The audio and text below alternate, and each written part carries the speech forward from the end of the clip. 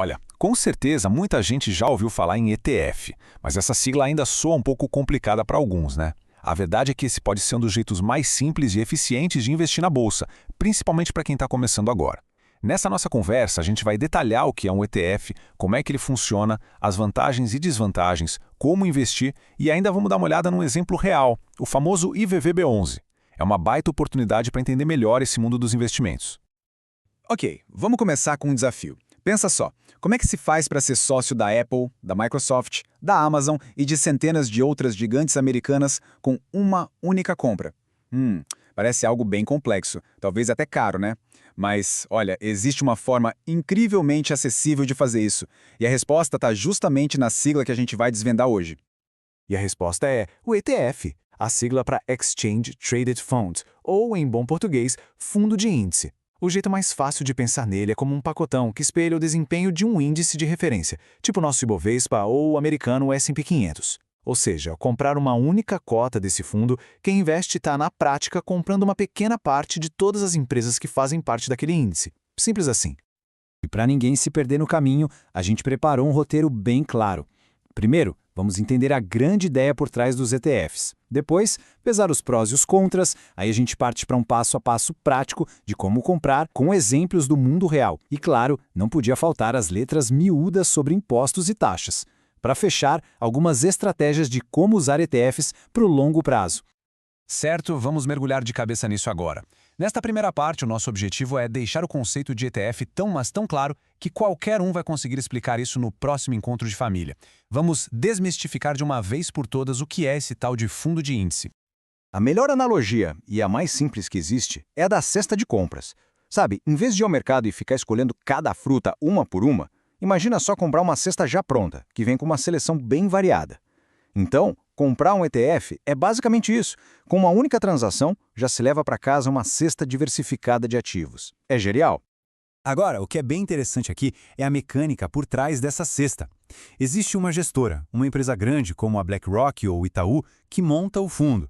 Ela vai lá e compra fisicamente as ações que compõem um índice e deixa guardadinho em carteira. Quando alguém compra uma cota do ETF, está comprando uma fraçãozinho de todos esses ativos. E tem um detalhe crucial. Os dividendos que essas empresas pagam, eles não caem na conta de quem investe. Eles são reinvestidos automaticamente no próprio fundo, fazendo o valor da cota crescer. É o famoso efeito bola de neve trabalhando a favor do investimento. Ok, mas como em todo investimento, não existe almoço grátis, né? Os ETFs são uma ferramenta fantástica, sem dúvida. Mas é fundamental entender tanto os pontos fortes quanto as limitações. Vamos então para uma análise bem equilibrada das vantagens e desvantagens. E este quadro ilustra perfeitamente esse balanço. Do lado das vantagens, a diversificação é sem dúvida o grande trunfo. Com pouco dinheiro, já dá para investir em dezenas ou até centenas de empresas. A simplicidade também é um ponto forte. Não precisa ficar analisando o balanço nem escolhendo a ação. E os custos, as taxas de administração são baixíssimas. Já do outro lado, as desvantagens. Não tem controle individual. Se o investidor não gosta de uma empresa que está no índice, paciência, não dá para tirar ela da cesta. Os dividendos, como a gente já viu, são reinvestidos. E claro, o risco de mercado existe. Se o índice cai, o ETF vai junto. E para os ETFs internacionais, ainda tem o risco do câmbio. Bom, se os prós pareceram mais interessantes que os contras para um determinado perfil de investidor, ótimo. A próxima pergunta é, mas como é que se compra um ETF na prática? Esta parte vai mostrar que o processo é bem mais simples do que parece. O passo a passo é super direto. Primeiro, é preciso ter uma conta em qualquer corretora que opere na nossa bolsa, a B3. Depois, é só pesquisar pelo código de negociação do ETF, o tal do ticker. Por exemplo, IVVB11. Com o dinheiro transferido para a corretora, basta entrar no home broker, digitar o ticker, a quantidade de cotas e o preço, e enviar a ordem de compra. E pronto! A partir daí, é só acompanhar o desempenho. Uma dica de ouro para iniciantes é começar com pouco, sentir como funciona e ir aumentando os aportes aos poucos. Teoria é muito importante, mas nada como exemplos concretos para a gente fixar o conhecimento, né? Vamos agora sair um pouco do abstrato e analisar alguns dos ETFs mais populares e interessantes que temos aqui no nosso mercado. E a gente não podia começar com outro. O IVVB11 é, sem a menor dúvida, um dos ETFs mais conhecidos e procurados pelos investidores brasileiros. Ele é a porta de entrada mais simples para o maior mercado de ações do mundo, o dos Estados Unidos. Então, o que exatamente se está comprando quando se adquire o IVVB11?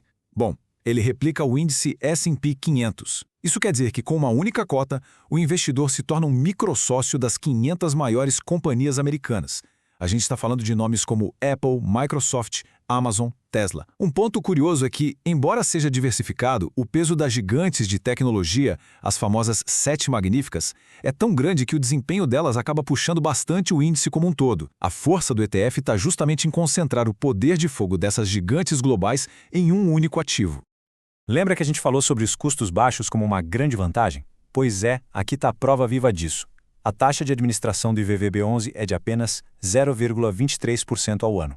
Isso é incrivelmente baixo se a gente comparar com a maioria dos fundos de investimento por aí, que cobram tranquilamente 2% ou mais. Essa diferença, no longo prazo, faz um impacto gigantesco na rentabilidade.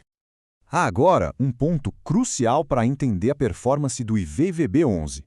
O valor da cota em reais é uma combinação de dois movimentos. O primeiro é o desempenho do próprio índice S&P 500 lá nos Estados Unidos. O segundo é a variação do dólar contra o real. Pensa assim, se o S&P 500 sobe 10% e o dólar também sobe 5%, o retorno aproximado vai ser de 15%. Mas o inverso também acontece. Uma queda do dólar pode comer uma parte dos ganhos do índice americano. Mas o universo dos ETFs vai muito além do IVVB11, viu? Na B3 existem opções para todos os gostos. Para quem quer investir aqui no Brasil, tem o BOVA11, que segue o Ibovespa, ou o SMAL11, focado em empresas menores. Para diversificar pelo mundo, o China 11 dá acesso a gigantes chinesas e o Europe 11, as principais companhias da Europa. Com alguns cliques dá para montar uma carteira global de verdade sem sair do Brasil. Chegamos naquela parte que muita gente ignora, mas que é absolutamente essencial para um investidor responsável: os impostos. Entender como a tributação funciona evita muita dor de cabeça e garante que todo mundo fique em dia com as obrigações fiscais. A regra para ETFs de ações é bem simples e direta, o que é ótimo. Qualquer lucro que se tenha na venda de cotas é tributado em 15%. E um ponto muito importante, diferente das ações, aqui não existe aquela isenção para vendas de até R$20 mil no mês. Vendeu o ETF com lucro, tem que pagar 15% de imposto sobre esse ganho. Ponto final. E aqui está o pulo do gato, ou melhor, o ponto de atenção. A responsabilidade de calcular e pagar esse imposto é 100% de quem investe. Não é algo que a corretora retém na fonte, não. É preciso calcular o lucro, aplicar a alíquota de 15% e pagar o imposto até o último dia útil do mês seguinte à venda, usando o documento chamado DARF. Bom, agora que a gente já sabe o que são, como funcionam e como comprar, vamos para a parte mais estratégica. Como é que os ETFs podem se encaixar num plano de investimentos para construir patrimônio ao longo do tempo? Os ETFs são extremamente versáteis. Para quem está começando, são a porta de entrada perfeita, já que oferecem diversificação imediata. Para quem busca crescimento, dá para criar uma carteira balanceada, combinando ETFs de ações com a segurança da renda fixa. E para proteção do patrimônio, ETFs internacionais como o IVVB11 são ótimos para dolarizar parte da carteira. E talvez a estratégia mais poderosa de todas é o Buy and Hold. Comprar cotas todo mês, faça chuva ou faça sol no mercado e manter por muitos e muitos anos. Então, o ponto central é este. Os ETFs democratizaram o acesso a uma forma de investir que antes era restrita a grandes investidores. Eles conseguem unir os 3 pilares de um bom investimento: simplicidade na operação, diversificação para reduzir os riscos e, claro, eficiência por causa dos baixos custos. Essa frase resume perfeitamente o poder transformador dos ETFs, especialmente para quem investe aqui do Brasil. Eles dão acesso ao que há de melhor nos mercados mundiais, permitindo que o patrimônio participe do crescimento de economias e de empresas inovadoras em todo o planeta, e tudo isso através da própria corretora local. É sensacional. E para fechar, fica aqui essa reflexão. Olhando para uma carteira de investimentos hoje, ela está concentrada só no Brasil ou já está preparada para capturar oportunidades globais? Os ETFs podem muito bem ser a ponte que falta para levar um patrimônio a um novo patamar de diversificação e de potencial. Vale muito a pena estudar mais sobre eles.